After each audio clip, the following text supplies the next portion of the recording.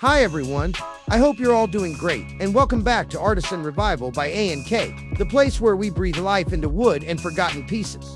In today's video, I'm going to take you through a very special project, something rustic, elegant, and totally unique.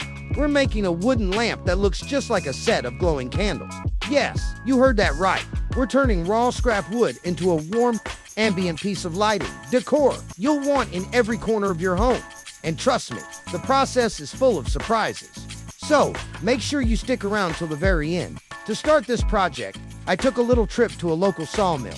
You know, those hidden treasure spots for any woodworker. While exploring, I found a small scrap log. Nothing too fancy, about 2 inches in diameter. But it had character, a raw beauty in its simplicity. Back at the workplace, I began by cutting one end of the log straight, just to give it a neat working edge. Then I sliced out a 5-inch piece from the log. This would be our very first candle lamp body. It might look simple now, but just wait. This piece of wood is going to transform. Next up, time to strip away the outer bark.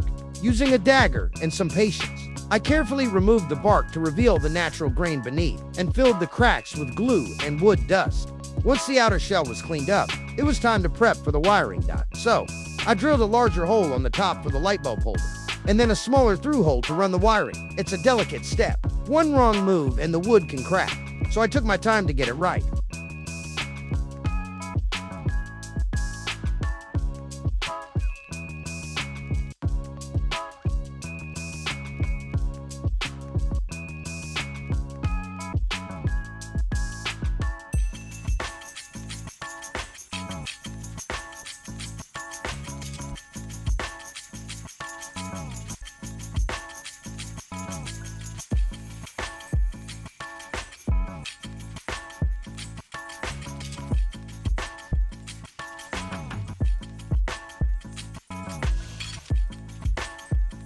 With the structure ready, we now step into the fun part, engraving dot first.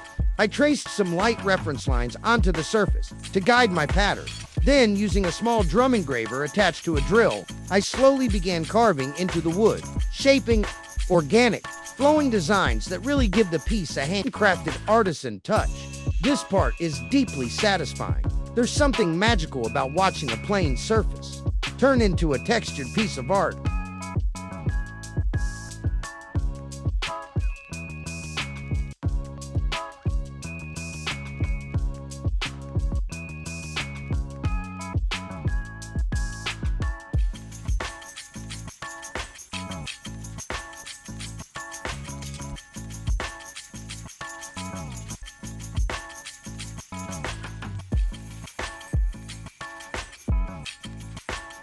Once the engraving was complete, it was time for sanding, a crucial step to bring the whole piece together.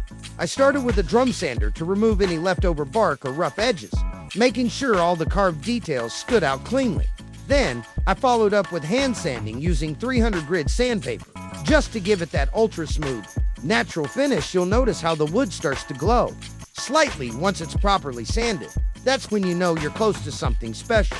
Before I tell you what other things I did to give life to this wooden log, let me tell you a story, the legend of Sir Chip, the bravest piece of wood that ever lived. Yes, he was a log with dreams. Sir Chip lived in the dark corner of a sawmill, dusty, forgotten, and constantly being sat on by squirrels. All the other logs teased him. You'll never be a table. You'll be firewood by Friday. You're too naughty to be noble. But Sir Chip believed he was destined for greatness. One day, as he lay sadly next to a rusty toolbox, a mysterious sparkle caught his wooden eye, if he had one. It was a chisel, but not just any chisel. This one talked. "Hello," said the chisel, yawning. "The name's Chatty. Been stuck in that drawer for 12 years. Want to carve out a destiny together?" Sir Chip didn't even hesitate. "Yes," he cried. And so their adventure began. Together, Chatty the Chisel and Sir Chip set out on a quest to become the most beautiful candle lamp in the kingdom of Kitchenshire. They braved the sands of sandpaper, survived the terrifying spinning drill, beast, and narrowly escaped the evil hands of Lord Firewood, who tried to roast marshmallows on Chip's face, but they pressed on. Chatty carved, Chip stood still. The teamwork was legendary. When the carving was done, even the Queen of Cabinets gasped, "Ooh, is that live edge?" Sir Chip was placed on the royal dining table, glowing like a star with a bulb where his heart once was. And from that day on, all the logs in the sawmill whispered his name in awe.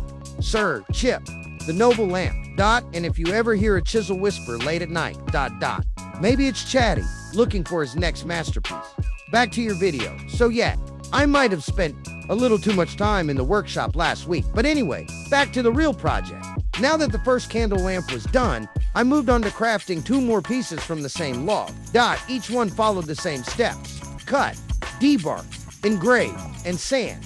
But I gave each a slightly different pattern, so no 2 pieces looked exactly alike.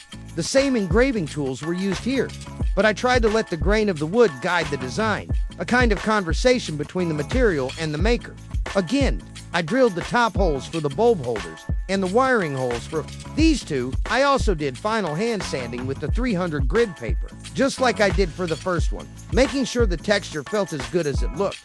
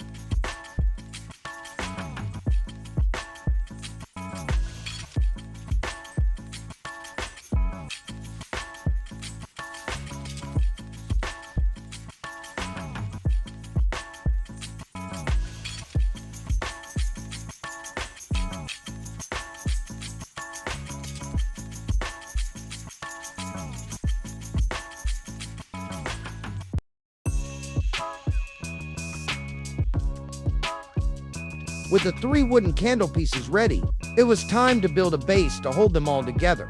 Luckily, I had an old piece of wood with a beautiful live edge that was just waiting for the right project, and this was it. I cut it down to size and then repeated the same process, engraving subtle lines and shapes to complement the candle design, then smoothing everything out with sanding. The goal was to make it feel natural and handcrafted, like the candle pieces grew straight out of this base. Next came the wiring, which was probably the trickiest part of the build. Running the wires through the base and into each wooden piece took some trial and error, especially when working with such narrow spaces. But in the end, it all came together smoothly. Once the wiring was in place, I carefully screwed the 3 candle pieces onto the base using 2-inch wooden screws, making sure everything was secure and aligned with the final pieces in place. I stood back and looked at the whole lamp, and it was beautiful.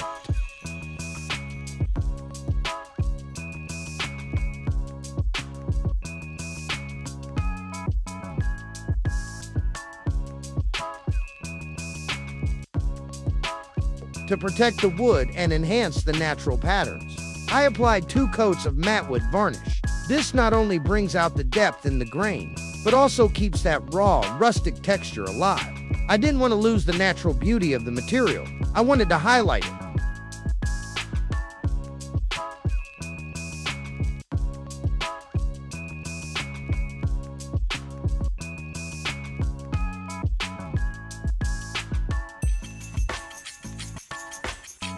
Once the varnish dried, I turned on the lights, and that warm glow, bouncing off the carved lines, looked just like soft, flickering candlelight.